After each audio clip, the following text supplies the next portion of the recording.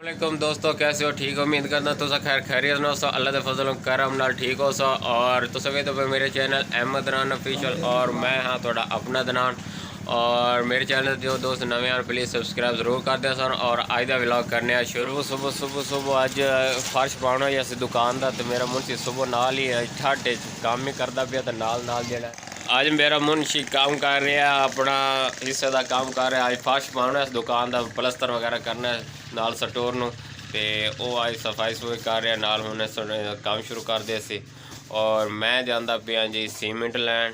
ते क्यों मुंशी नाश्ता कर लिया? हाँ कर रहे नाश्ता। अच्छा आज खैर है। आज तो सुबह सुबह कितने जाना ये काम करते मोड़ शादी हैं मत्थे ते की चलाई बने। वाह आज तो चिलकदा भैया है। चलो ये कल मैं सीमेंट लाया होना है। बजरी साड़ी आ गई आज 2 से तीसरे दिन बजरी सारी टोटल आई पई है। बाकी रह गया इन्होंने दुकानों का फर्श क्लियर कर दिया देनी किराए ते टोटल मार्केट है साड़ी टाइम सीमेंट लैंड तो मैं नाल भी खाना।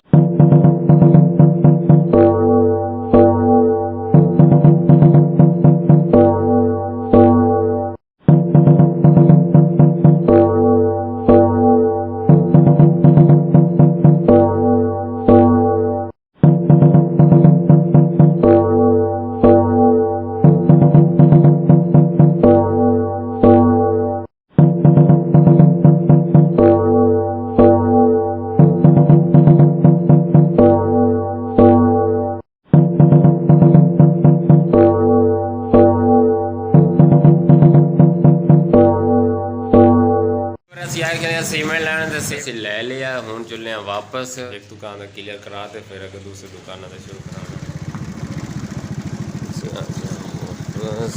माशाल्लाह बेड सारा मुकम्मल तैयार कर दिता। ये साड़ा स्टोर काफ़ी सुपर स्टोर का दूसरा स्टोर है बनता पे तैयार होता पे जी।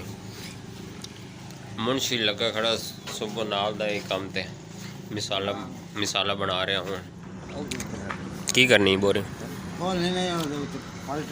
मैं तो चमदी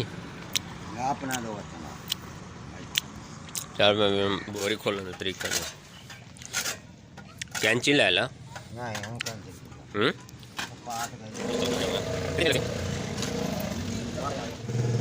मजबूत रहा सी ना है तो उस तो बाद की उस लीरू लामना है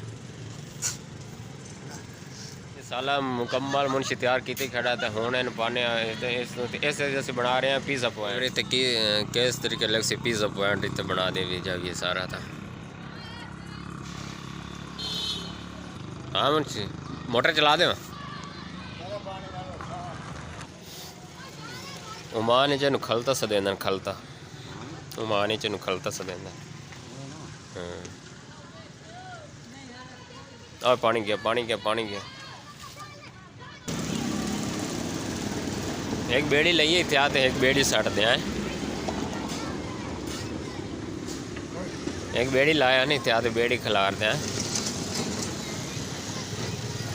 पानी पींदा बहुत ज़्यादा पानी पा दे तो सारा ख़राब होता मुंशी पानी जा रहे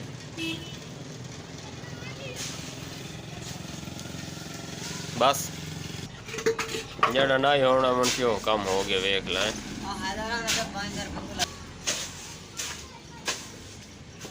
माशाल्लाह पहले तक गाड़ी आ गई कि 16 बट्ठल 24 बट्ठल यार चारों हैं।